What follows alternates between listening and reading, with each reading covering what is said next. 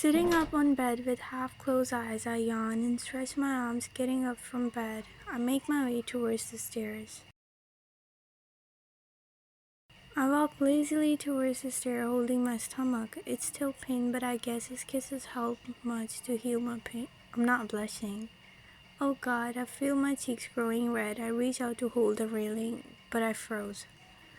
My heartbeat increases in anticipation when I feel two veiny arms around my waist, his hand rubbing against my stomach as he breathed in my neck from behind. A low, husky voice whispers in my ears. "Where do you think you're going?" I gasp, but trying not to give in to his touch. I'll ignore him today. But God, the way he's healing my stomach by just small strokes with his thumb. I speak in cool tone. "I can go wherever I think twice before you speak."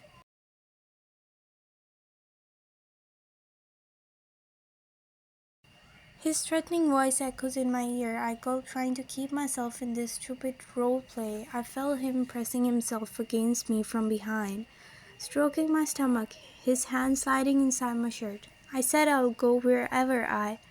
"How's your bruise? I made sure to heal it all night though," he said by cutting off my words again. I groan annoyed and turn around and look up at him. I said I'll go wherever I want, but my words fade in air when he pulls me by my neck. Without a word, he pressed his lips to mine, pulling me closer as his tongue delves into my mouth.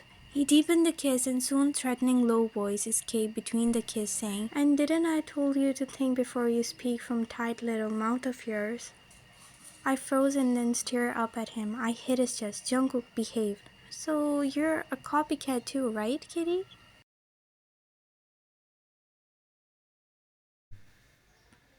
His hand strokes my back and other hand slide to my stomach, his fingers searching for any bruise, causing me pain on my stomach while lingering slightly against my belly. "I'm not copying you." "Well, that was my line, kitty." I push him away as I start to walk downstairs, getting back to my cold play again. "Well, mister, let me remind you, you said you'll make up to me." "Oh, yeah, I did, but..." He follows me in the kitchen, tucking his hand in his pocket as he leans against the counter. I change my mind. He shrugs, making me stare at him in confusion.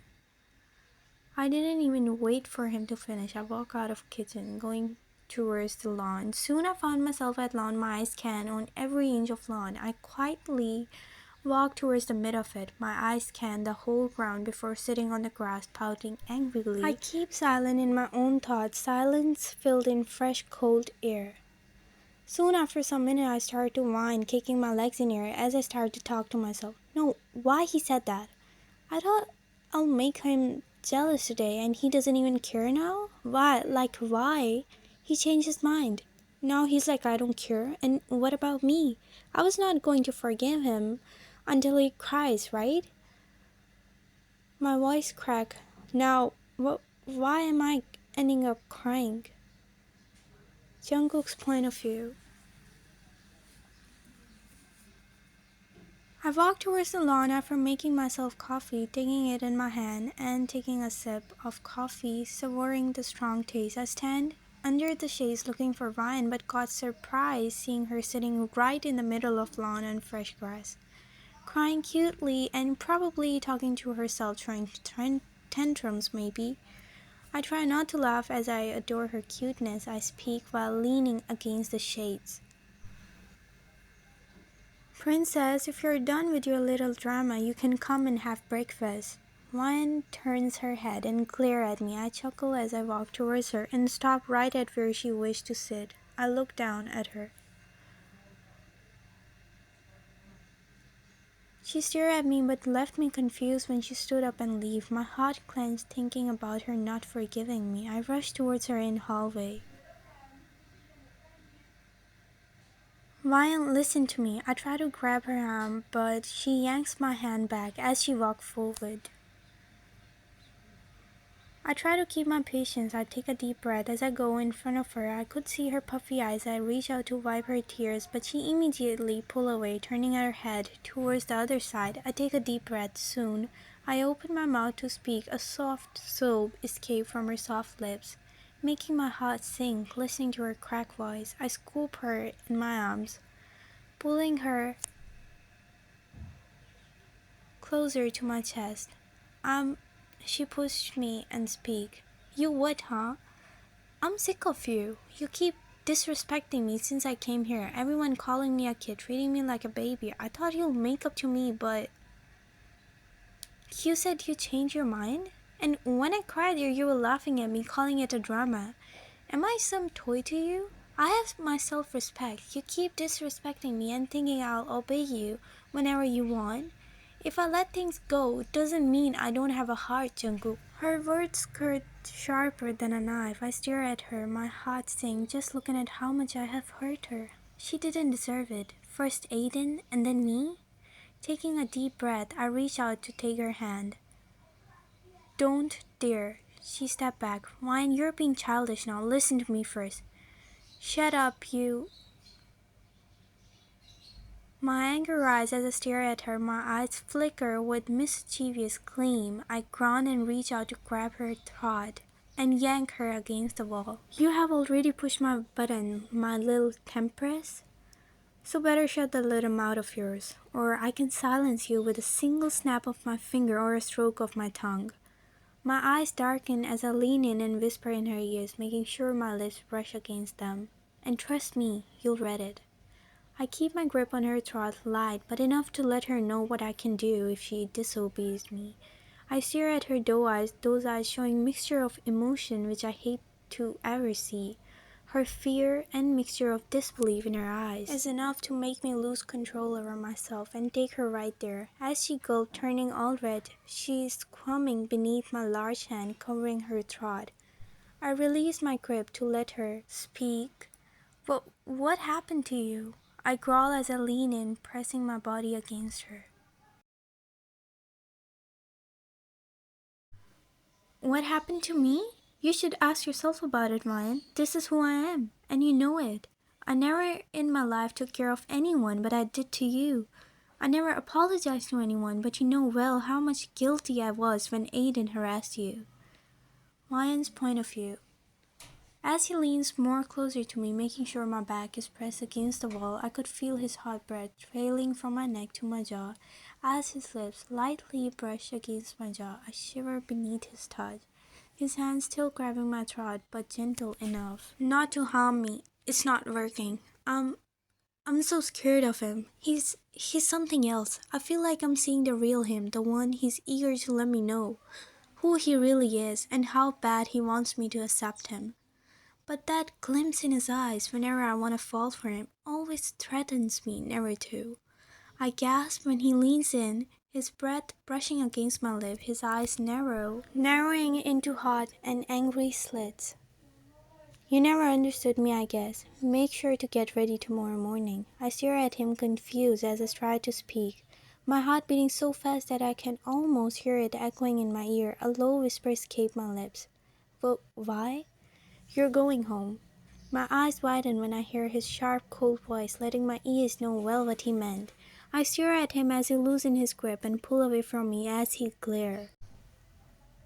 I mean those 3 words I said.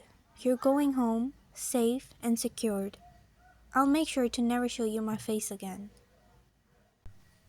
Soon he turned to leave. I run to grab his large arm. As I stood in front of him, I look up at him. I'm not going anywhere. Ryan, I hate when you don't behave. I don't care. I'm not leaving. How can I leave when I don't dare say a single word after that? You're leaving and that's final. I step closer to him, his eyes darken as he glares at me. Why do you want me to go? After all this, you know well I said stop, Ryan. He snapped and I immediately pulled my hand away. I'm not a great gentleman you think I am. I'm not a good person for you. It's better if I keep myself away from you. I don't need a gentleman. Shut up. I'm not who you think I am, I said. He glares. Go to your room. I'm not going anywhere. I need to tell you something. I don't say anything after that. But I'm dangerous, Ryan. I'm not good for you. I gasped when he cupped my cheeks with his large hand and forced me to look up at him. I tried to speak. I love you. I snapped and he froze. His hand immediately released its grip from my chin. Stepping back, he turned his back towards me. Pack your bags. You're going, period. My tears couldn't help but fall as I watched him disappear. I whipped them away, taking a deep breath to calm my racing heart. Suddenly, my anger bubbled to the surface, replacing my fear with newfound determination. I made my way to my room, slamming the door shut behind me. My trembling hands gripped the edge of my bed. I started to pack my bags as my breathing grew heavy and labored. I could still hear him, his cruel words ringing in my ear like a warning. But something inside me snapped. I thought he needed me. Was it all a lie? I thought he loved me. He almost begged me to stay. Now, all of a sudden, why he wanted me to leave.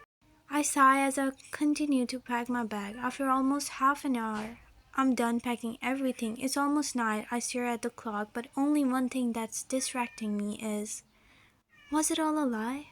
Feeling the burning rage well up inside me, I take a deep breath, steeling myself from what was to come.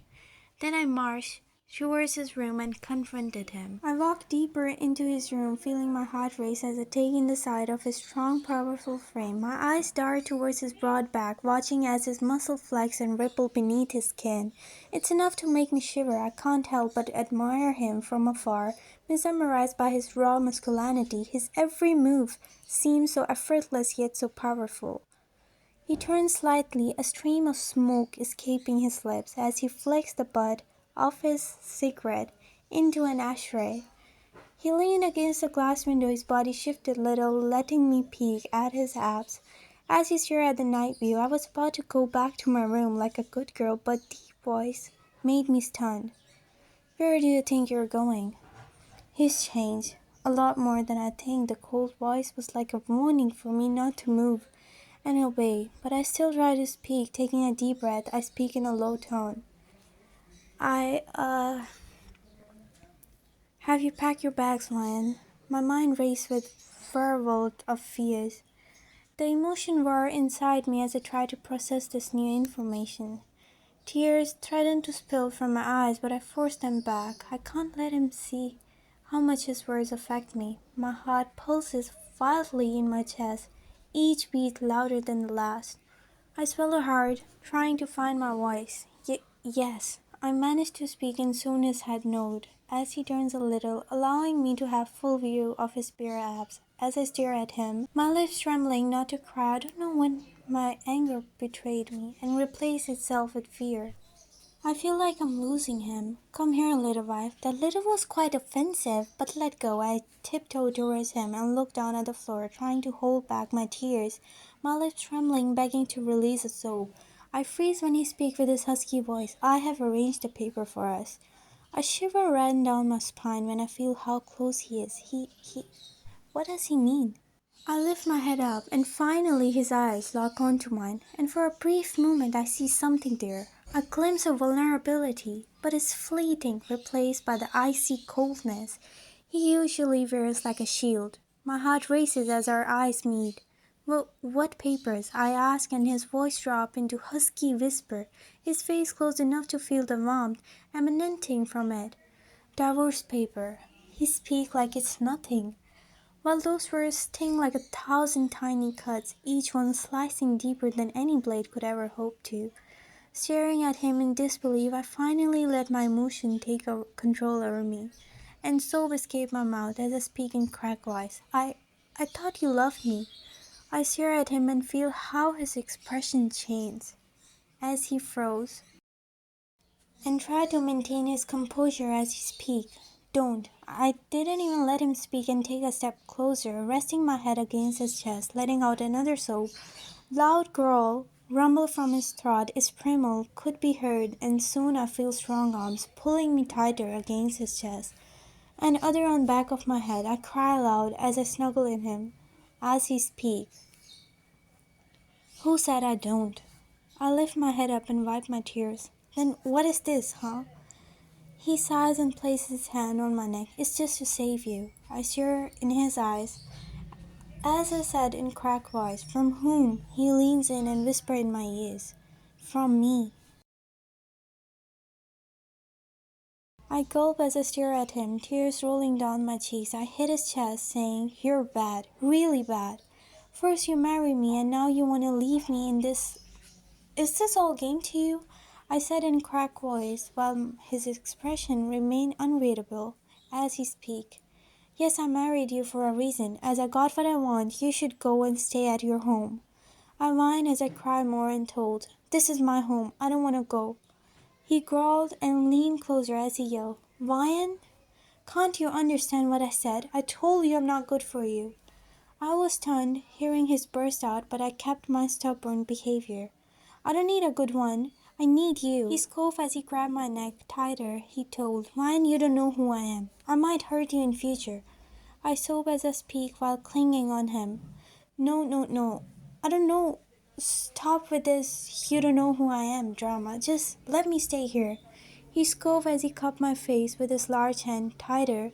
Princess, it's better if you'll listen to me and leave. And weren't you the one saying I need time? Weren't you the one who wasn't forgiving me? And now when I realize you were right, you're acting all childish again? He growled as I opened my mouth to speak, but nothing came from my mouth. Ryan, shut up and leave. My guards are right downstairs. Go with them and already. I cry aloud as I hug him tight. Please listen to me for 1 second. He cuts me off and yelled, pushing me away. Get out, I said.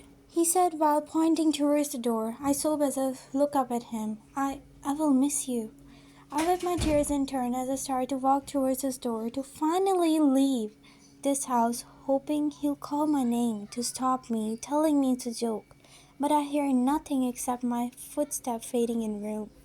I turned to look at him and found him standing exactly like the way he was standing when I came in room, his muscular back facing me. I let out a sob as I speak.